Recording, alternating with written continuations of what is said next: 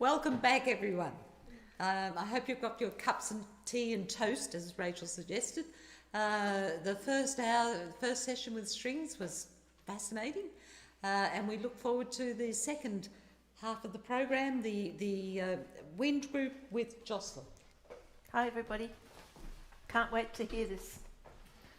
So the group's playing Trois pièces brèves by Ibert, which means 3 short pieces. And we're going to just have the first movement initially and a few comments, and then they'll play the second and third movement consecutively, and then we'll talk about those.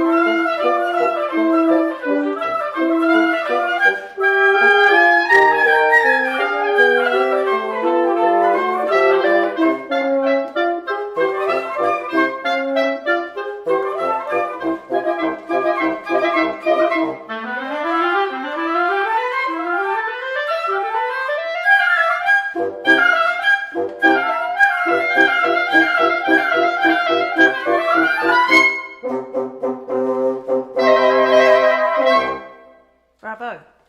Well done, everybody. Okay, so may I say, I think that's probably some of the best intonation I've heard in this particular piece. It's very, very challenging. There's a lot of octave work with the flute right up top, which is really tricky, and all sorts of things underneath, so that's fantastic.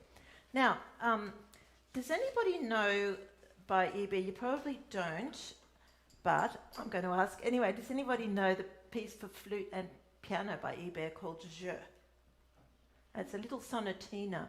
It's in 2 movements, written at around about the same time. Jeu means games, or children's games and that sort of thing. And I really think that title really should be this piece, because it's a piece of children poking their tongue out and playing and this and that. And I think this is a movement that needs to be played very non-seriously. Now, why do I think that? Well, the theme, bum, ba-dum, ba-dum, ba-dum. That's a children's playground theme, isn't it? And the harmony. So I don't know how many bars of consecutive Cs we've got. We've got a lovely horn little thing in there too, spiccato there. It's just before figure 7. 1, 2, 3, 4, 5, 6 bars after figure 6. Do you just want to play that in case the audience didn't hear that particular effect?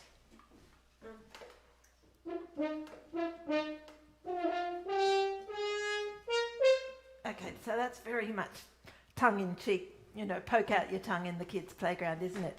And his little rhythmic, hiccups, particularly at figure 8.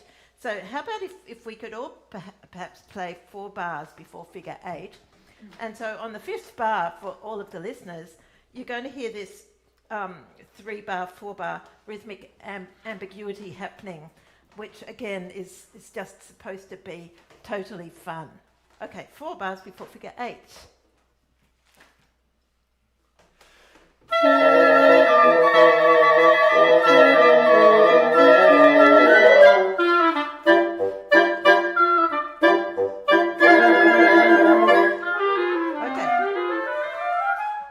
So we've been going along, and then suddenly the kid, is chasing, and he trips over his shoelaces. Okay, so with all of those things in mind, well, first of all, I'll get you to play it again, trying to put some of that playground nonsense into it, because it really is a piece of nonsense, separated by a couple of slightly less nonsense bits. So let's have the first theme, which is figure 2. We'll just play that, about 8 bars of that.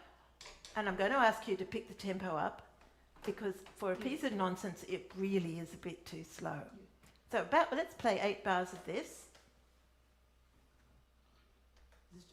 From figure 2. From figure 2.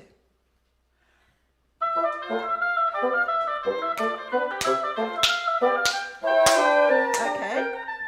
Thanks, Liz. Could we just go a bit faster than that? Doesn't matter if it's not so accurate. In this kind of music, you want to get the character across.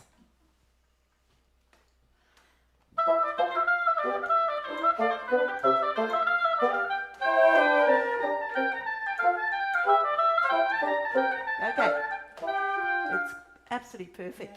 Wonderful. It's probably a bit easier to play like that too. The other nonsense theme is figure 6. Da da da da da da da. Nothing happened, but it's only nonsense for about 3 bars, and then there's a little bit of seriousness that comes on in. So just to work into that, how about if we go from figure 5? And we remember we're playing at the slightly faster speed now.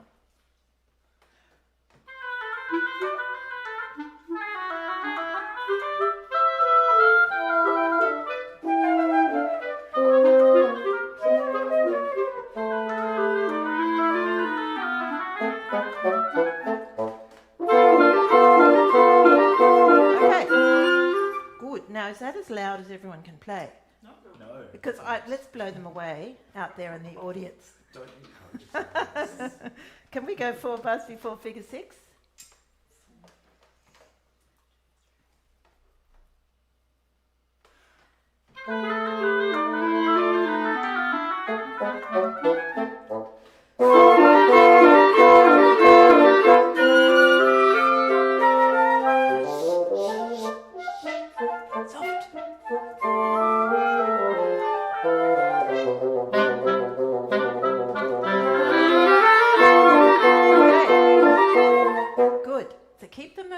Going, and this can be really raucous and a bit rough, and so not too nice.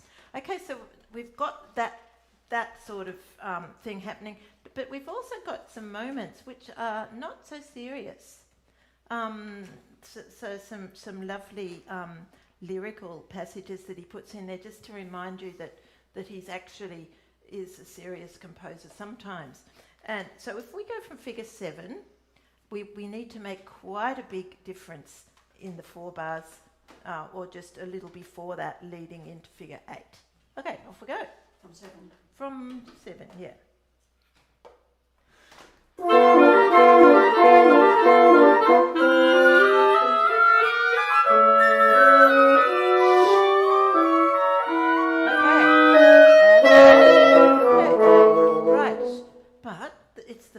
it has such a beautiful lyrical tune, which is quite a surprise in there, isn't it? And the harmony's changing to reflect that.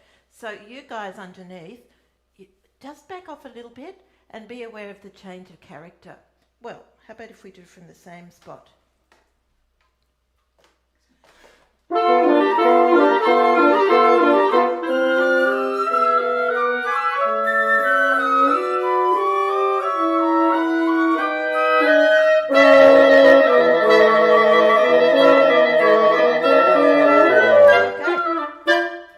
Get back to the nonsense bit again. Just keep your momentum. What can anyone think of a good way of keeping momentum? You think about subdividing. Don't think about subdividing. No, exactly the opposite. So if you're thinking in quavers, bum bum, you're going to slow down a little bit. Subdividing is very good in many instances, but not for pushing ahead. Think in fewer notes per beat, fewer beat units per bar. Or but certainly not Okay, so particularly this section. If you're thinking in one rather than two, this could be quite helpful. Okay, so we're going to start back at the beginning. Now, a couple of other little comments. The balance at the beginning. I'm hearing a lot of the people with the longer notes and not a lot of the people with the faster value notes. And actually, we probably want to hear more of the fast value notes, which is clarinet and oboe. So let's start with that first of all. Nobody else, so just clarinet and oboe.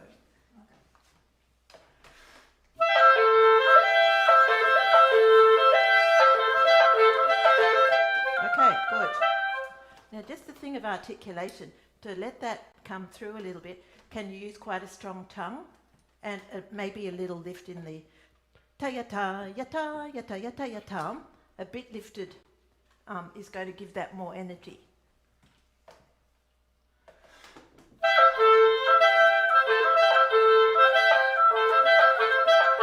Okay, you've got to be careful if you're doing that though, that it doesn't create that it doesn't slow the tempo down.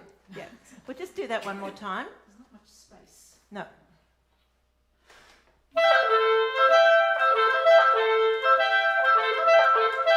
Great.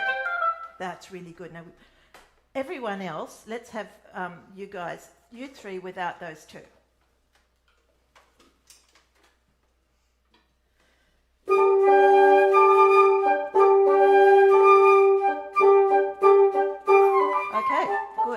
So when you've got a longer note, play a big start and get out of the way. So even with the quaver, or crotchet at the tied quavers, dum dum dum, and then we'll be able to hear the balance better. Okay, beginning, off we go.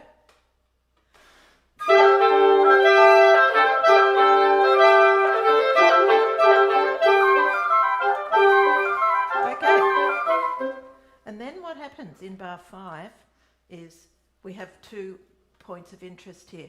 And I don't know about you guys, but I suddenly felt it went from fortissimo to about MP, that level. So you have to play a lot louder there to keep the level up. Okay, should we do it again?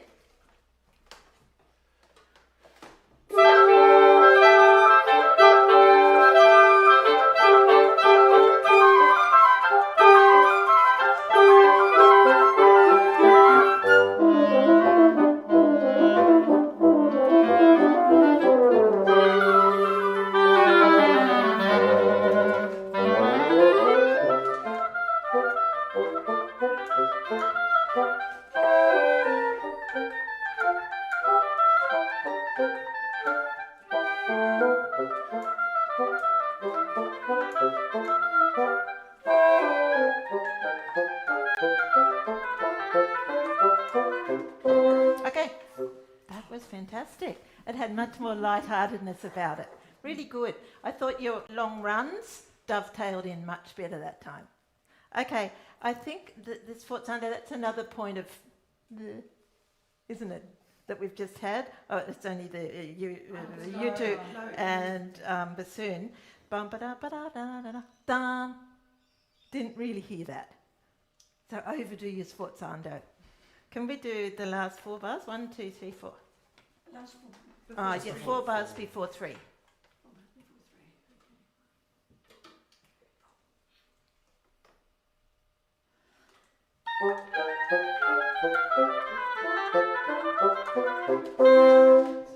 Okay, whoa. Let's make sure the rest is there. Bum ba dum ba dum ba da da bum pa da da da dum. Eye contact. Off you go. Same thing.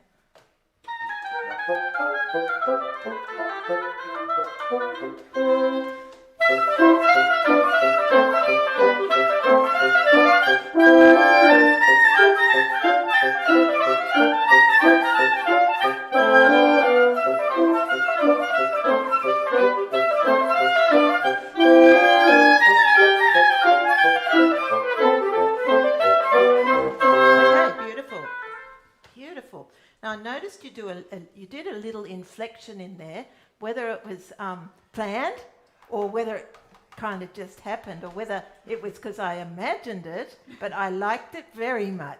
It is planned. It's planned. We play together a lot, and that just Okay. works with us. Just It just Okay. happened with us. Okay, Yeah.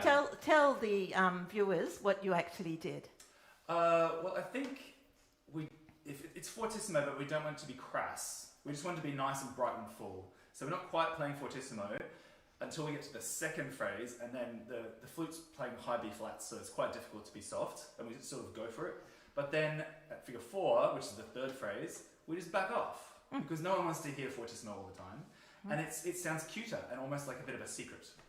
And I liked it very much, and I thought maybe you could have done more of that.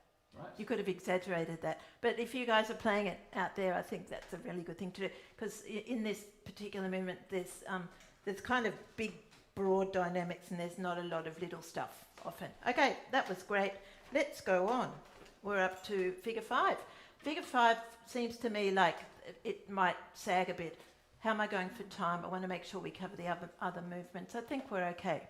So just keep that forward momentum going again here. Off we go.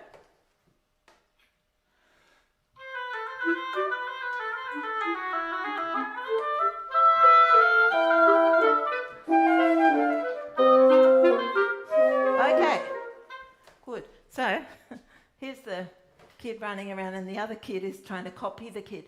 But you're playing it like you're the fat kid trying to copy the skinny kid. Okay, and we all know that you're not. So stay right on top of the beat.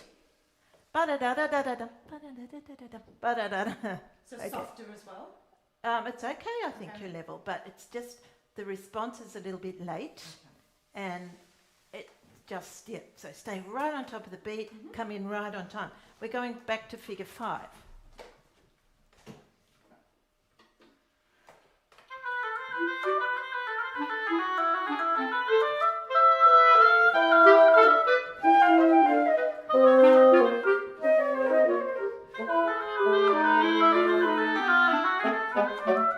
Okay, now this is another joke. How often in music do we have a rising phrase that does a diminuendo? Not too often. So, and that's really hard to do. But you can start a lot louder at the bottom of that to give yourself room to do that. Okay, this is 4 bars before figure 6.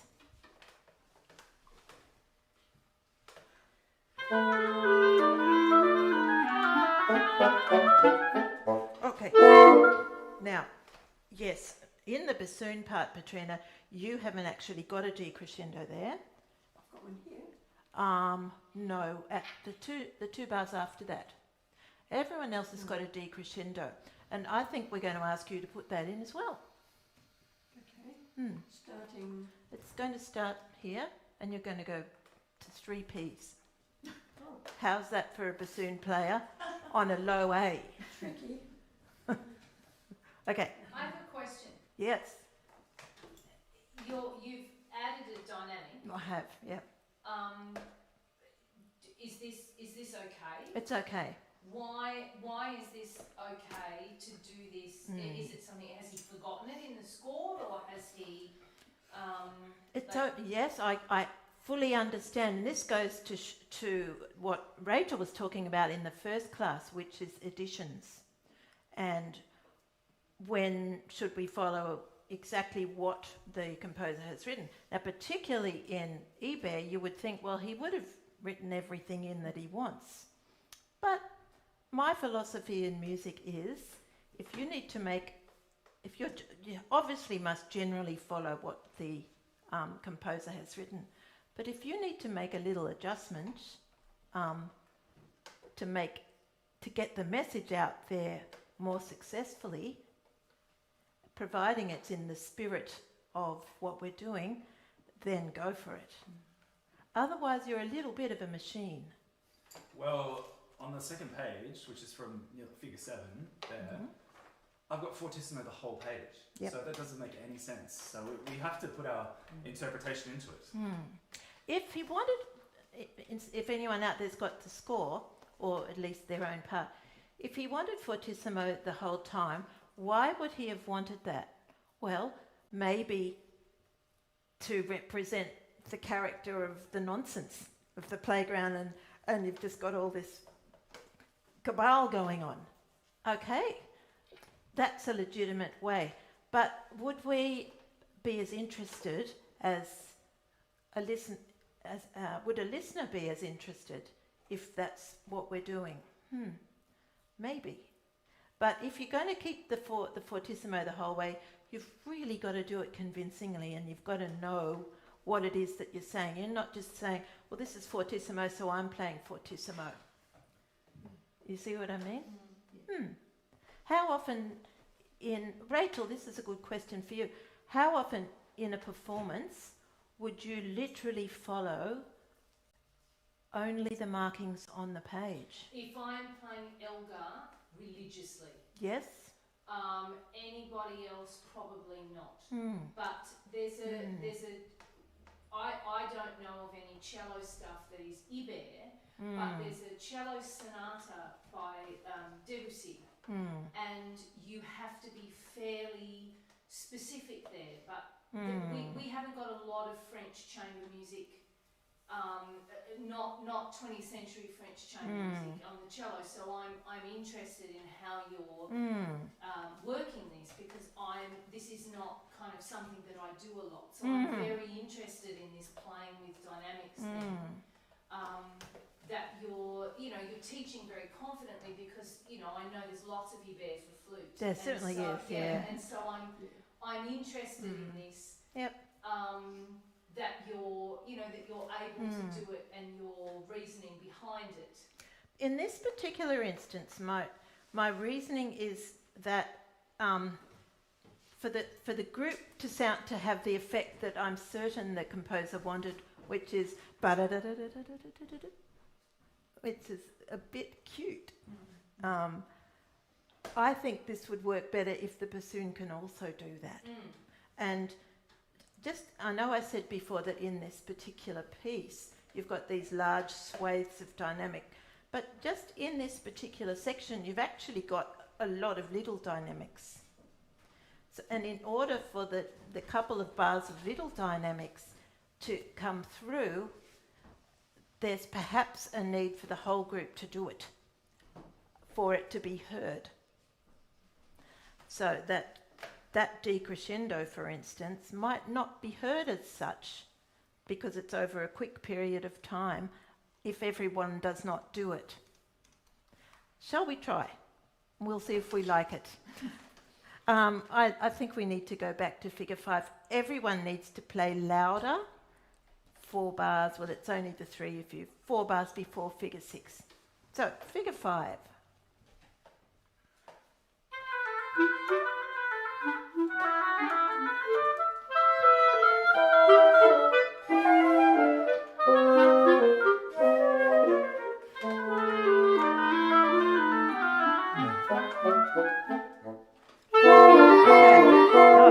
That was magic.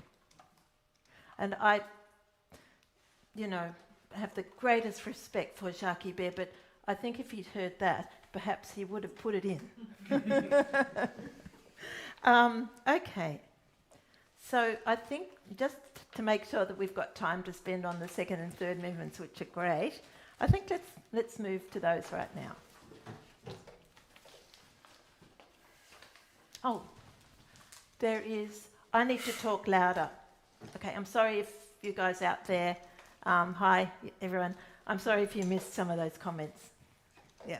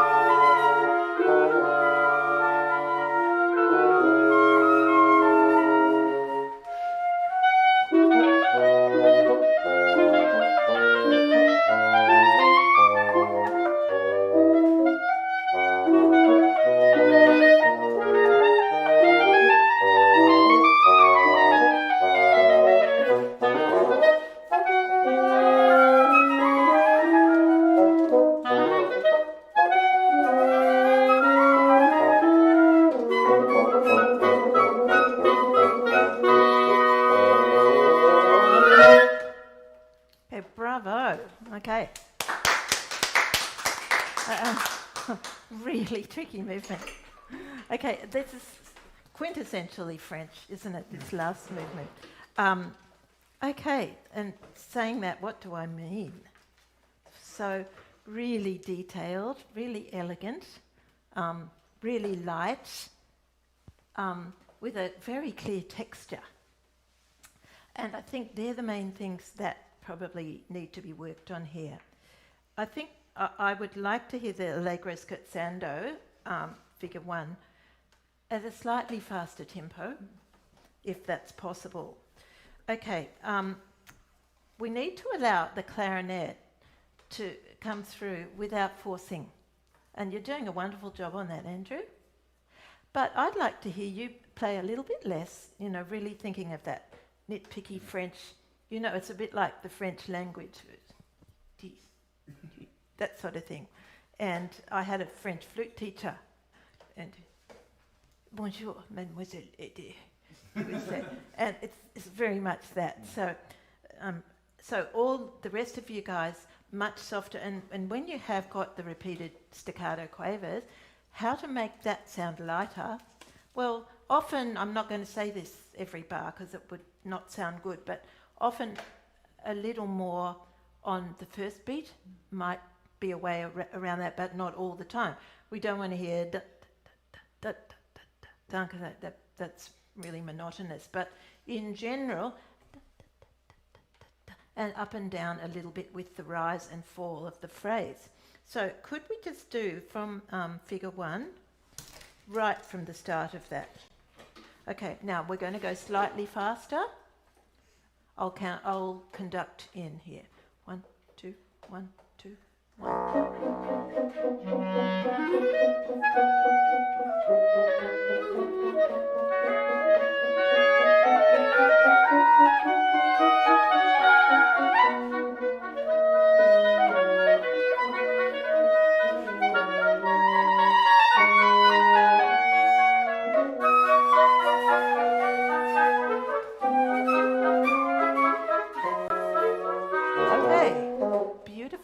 That was just sensational. Yep. But now, just Andrew, well, you've got the trill there.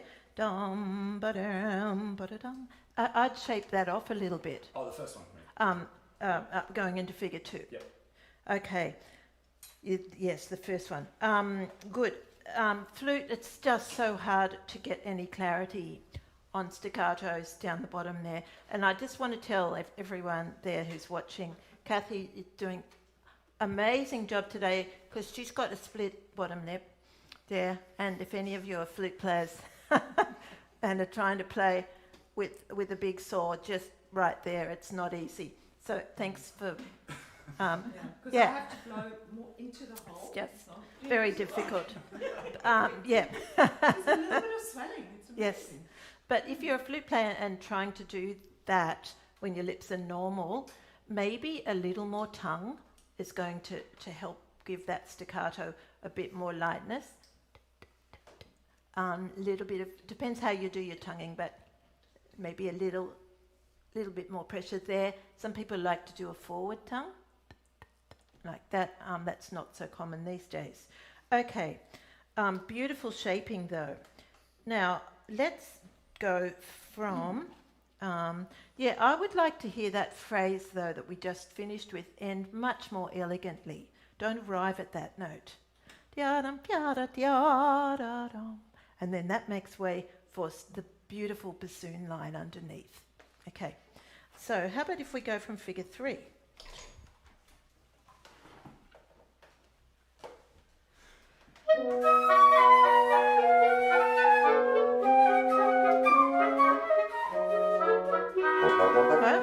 Okay, now suddenly I heard, it was so beautiful, a lovely decrescendo. Pom. Okay, and that comes from you 3. Yeah.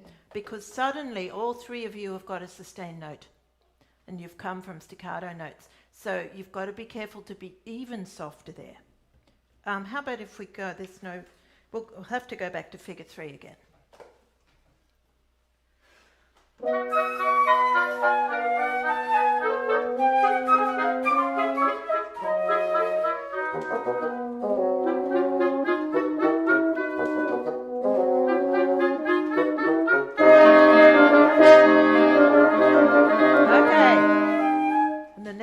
technical challenge is the da ya da dum, and well, what's going to happen inevitably is da ya dum, Slow down. is for that to slow down. So you've got to get off the tied note, the note that you're slurring to. Da ya dum. So the way to do this, you've slurred to a note and immediately think of the next note. Da ya da ya da ya da ya da ya da ya da, like that. So we'll go right on figure 4, but only those people. It's flute, oboe, and who am I looking at? Horn. Yeah.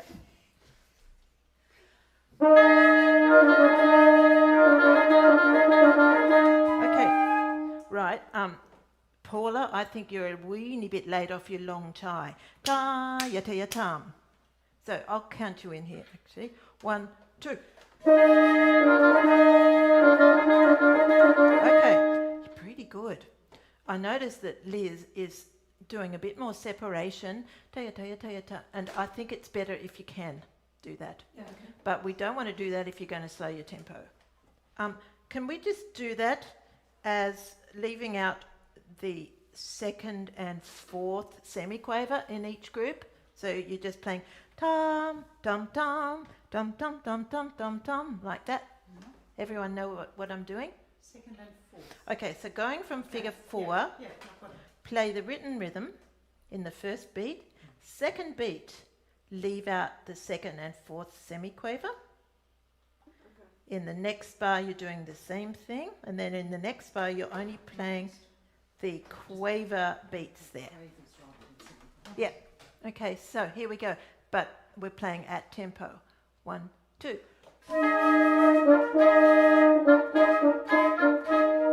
Okay, this is great. Do it one more time without me.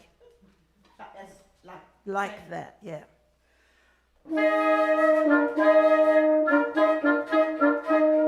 Yes.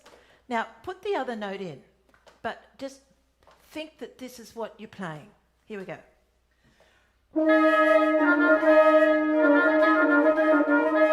Okay, it's better except for coming off the first note. Dum, tum. Here we go. 1, 2. Yes, can we do the whole thing with no crotchet? We're just going to do 3 bars of that. Here we go. 1, 2. And incidentally, for listeners, that's a great way, if you've got this kind of thing in a passage, for flute players in the UNESCO presto, cantable and presto, when you're trying to build up your endurance and speed for this, add a few more extra bars. Okay, so let's do it in that version again, so no crotchet anymore. 1, 2. Okay, Cathy, I'm going to get you to not move. If you move, you're going to slow down. Yeah. The minimum effort. 1, 2. Don't move.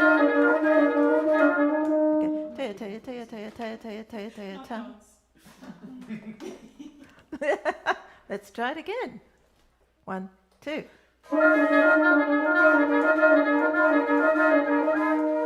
Okay, we'll do it one more. It's really difficult. Do it one more time without me.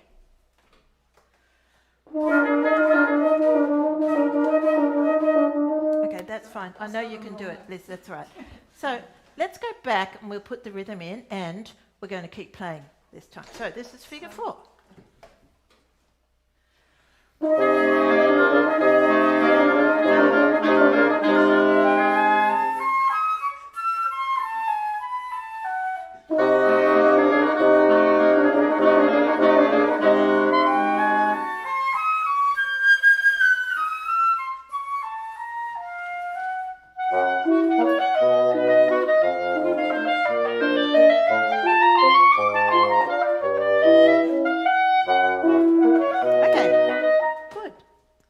Now this was much better, it was much more elegant.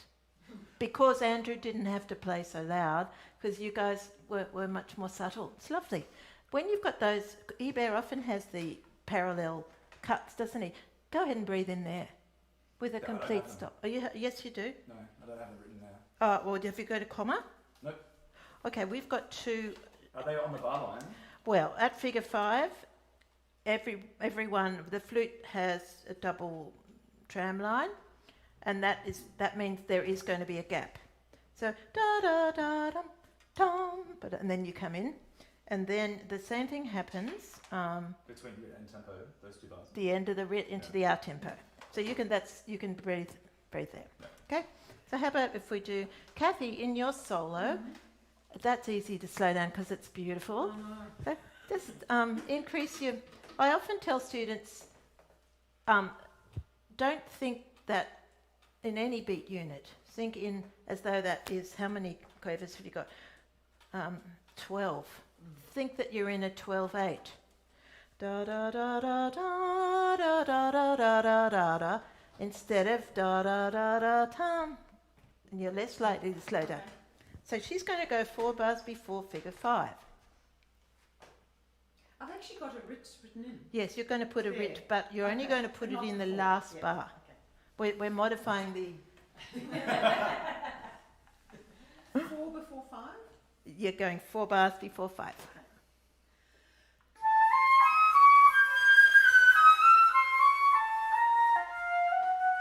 So, okay. I was waiting for you to take a break. Now, you've got a double tram line there. Yeah. So you're going to stop. Da, da, da, da, tom, and then you're going to lead that note. Or maybe we'll have you lead that note in. We're agreeing. Yeah, we're watching each other. Good. Okay, let's do it again.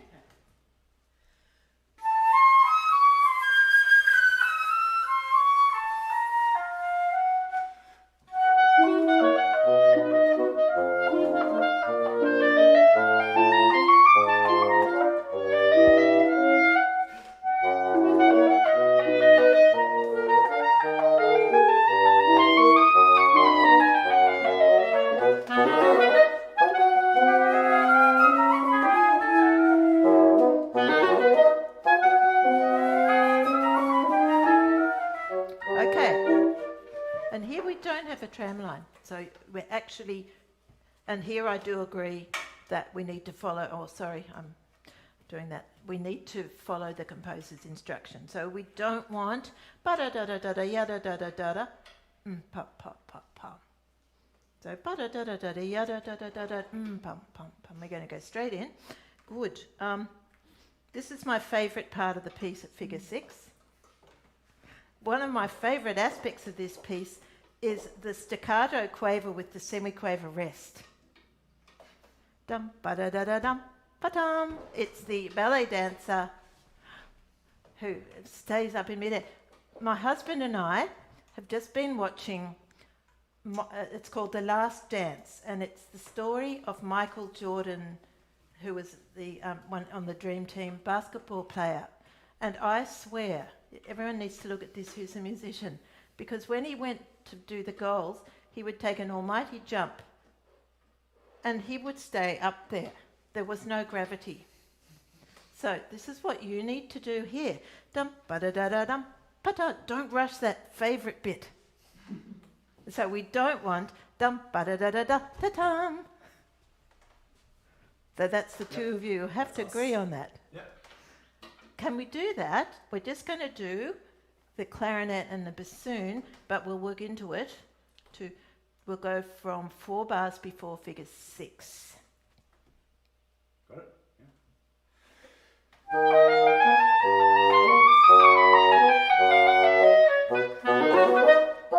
Okay. Okay, we didn't time our suspension. Andrew stayed up in the air longer than Petrina. So Petrina, ba-da-da-da-dum, da-da. It's like playing chicken. Who's going to blink first? Let's do that again. Okay.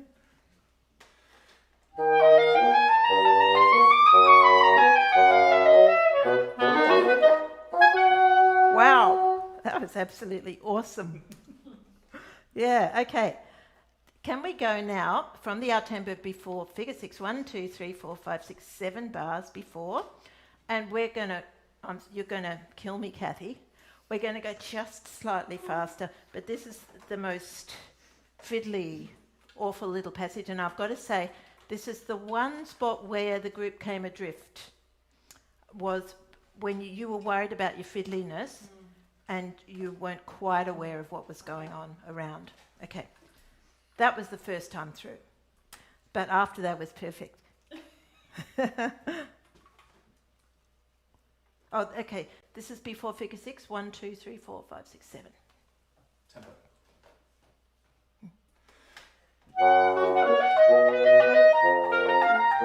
Oh, okay, we're not quite at the right spot. Okay, so it's Oh, I'm sorry. I was yeah. Okay, let's try that again. And we'd want Paula. Yeah, thank you. So 6. It's the seven word before tempo. 6. 7 before 6. Yeah. No.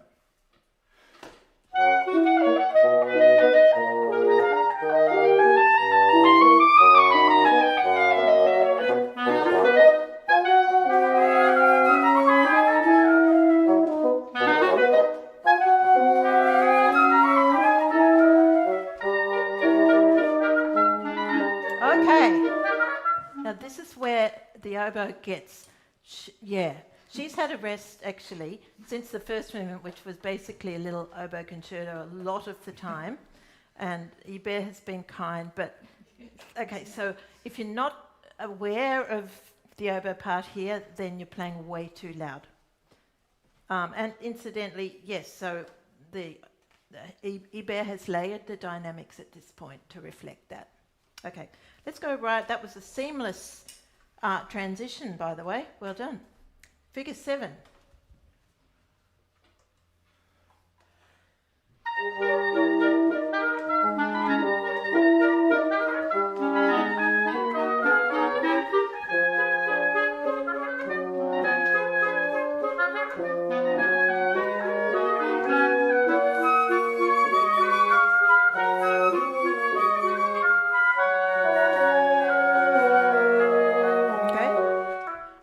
I lied. It came adrift here as well.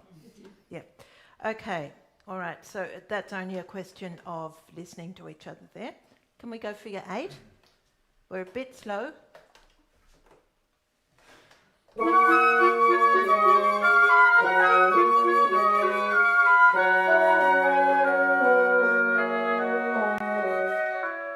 Stop. Okay. Now we've got another written tram line here, which we must obey. Where? Number 9. Yeah. But I don't have it. I've got it just Yeah, it's right at before figure my low 9. B, before my low B. Yeah. Okay, and for all of the listeners out there, the low B on the bassoon is triple piano. No, it's not. It's like a top C on the piccolo, triple piano. Impossible. So, but that was lovely. Okay, I want to leave some time for questions if there are any. There's none, so that's okay. And I also want to just leave a few minutes to do some work on the second movement. So I think we might go to the second movement now, because I think I've said most of the things there. So the second movement, what is the second movement? Well, this is a rhetorical question because I'm going to tell you what it is. It's an interlude between the outer movements, and what is its purpose? Musical purpose, well, is to. I think a wind quintet can be quite tiring to listen to. What? Even though. Get out! And well, even though, as you know, I am a passionate wind quintet member myself, but saying that, I know that it can be tiring. Why? Because it's not like a string quartet where the blend is uniform. So we don't have a blend, but it can sound kind of lumpy, even if in the best wind quintet in the world. It can sound lumpy because it's not a blend. And I think the best program programming with a wind quintet, if you look at a whole program, is to have some pieces on there that are not wind quintet, because the ear really needs a break. And I think the musical purpose for this, one of the important purposes, is for that. to give the listener a break. Secondly, for physical reasons, I think he's giving some of the instruments which just require that relentless embouchure a little bit of a break, even though the clarinet does belong in that category. And then thirdly, he's just creating a moment of repose. Now, it's marked andante for those players out there who don't know. Now, with a suggested metronome mark, I did feel that your tempo was not reflecting andante. And I couldn't pick 42 off the top of my head. And I think when you're looking at tempos, you look at the word rather than... You may have been playing it at minim equals 42. I just don't know. No. That's really slow, very slow. Minim equals 42. But andante, so andante at a walking pace, and that's more important than following the metronome mark. I often have students that come to me and they say, but this is the metronome speed. But it depends on so many things. You've got to reflect the right mood. And you've also got to think of the technical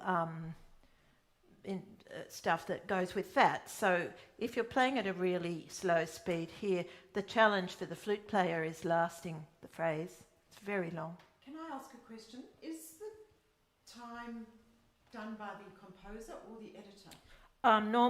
Normally in this period it'll be done by the composer. Okay. But in this period, so this was written in 1930, I think, metronome, we don't know whether Ibert's metronome was precise. I mean, he obviously didn't have an electronic metronome. And I look at some metronome marks that have been provided by either a player of the day around the turn of the 20th century or the composer, and I think that just can't be. So, but for me, it's more the spirit of the piece. But look, going back to what I was saying, it was too slow technically for the breathing.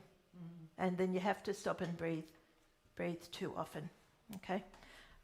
So we'll just have a little other go at this. So what else is it? It's a dialogue between two voices, and he's very specific with his dynamics, and rarely are you if ever, are you playing at the same dynamic.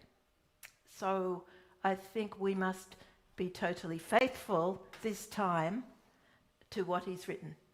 Here we go, let's have another go.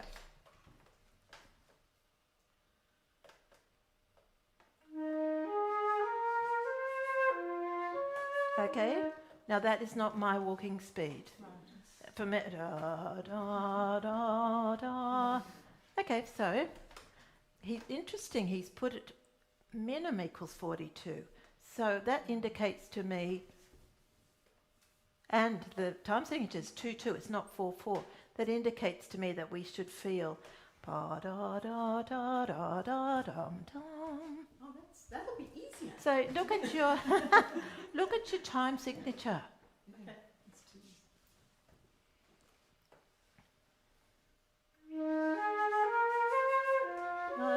Okay, Cathy, you've got awkward intervals there, Yeah. and that's slowing you down. Okay. So look ahead. Look where you're aiming.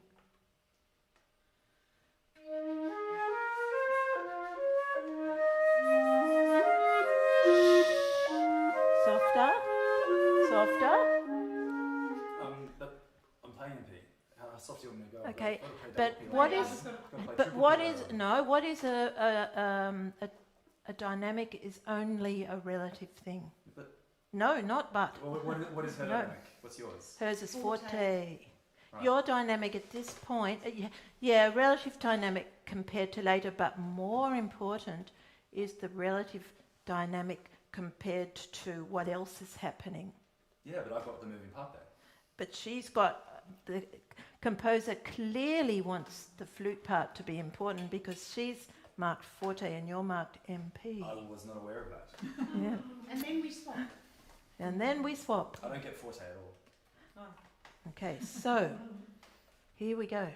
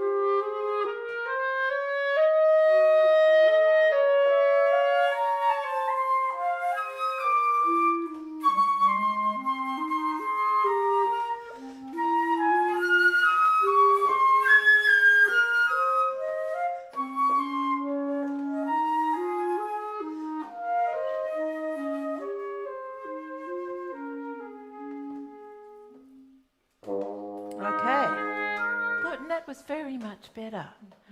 But I think you're doing too much with it. I think about 95% of the time we need to do more. But there's just those few moments where less is more, and I think this is one of them.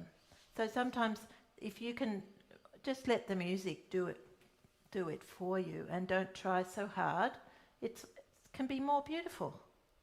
Now, coming up to this point, the horn. Well, I'm sorry, but the horn part there, when she comes in, is PP on a low E, written E flat. And that's very unkind. It's a little bit like the triple P, low B on the bassoon. So, And the low E flat on the oboe.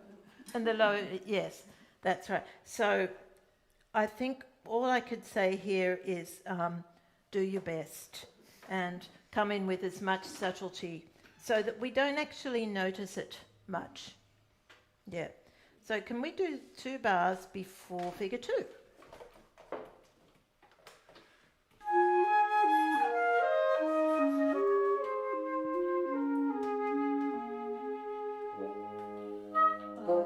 Okay, Paula, that was stunning. Yeah. So I'm not a French horn player. There might be some out there, but no doubt there's certain things you can do just to prepare that.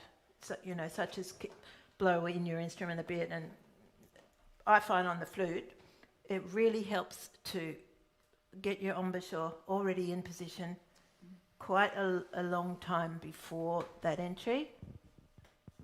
And then you're thinking the note, you're not breathing at the last minute. And you can often get something more subtle that way, but correct me if I'm wrong for French horn, it could be quite a different thing. Yeah. Well, the thing that worries me is I've got a tied bar that goes for 6 bars, so Yep. then I need to take in some air. That you take a breath well, and like in the earlier session you weren't here, but Rachel was talking about breathing in a different way as a rhythmic impetus and a unifying thing. But this is a different use of breathing. And for me, if that was me playing, for the equivalent on flute might be to come in on a top B, pianissimo. So I wouldn't take a last minute breath there. I'd be taking a good bar before perhaps, and doing those things so that you can come in just very, very subtly. But there could, as I say, could be some other way better suited to that instrument. Okay, but that was absolutely brilliant. Okay, let's go right on figure 2, and then I know we have to stop.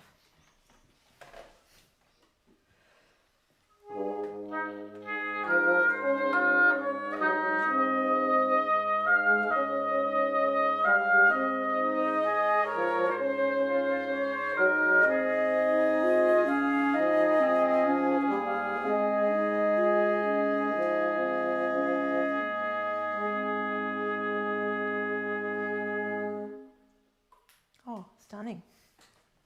Now, Andrew, just going back to your point about the relative dynamics, you came in at a beautiful piano, but compared to them, I would have come a little louder than that in that instance. Yeah. But you told me to play the dynamics as they're written, so. Um, And I've had, even though I have the moving part. So I yes, so don't know what you said. dynamics are very, just as a rounding thought, it's very relative. So there's no such thing as an a priori dynamic. It's all about the rest of it. And in fact, Ebert has sort of staggered a little bit of dynamics there, and it's clear there that he wants you to be a little more prominent. So I would slightly modify what he has. Now, I think you've all done a brilliant job. Well done. Thank you, Jocelyn.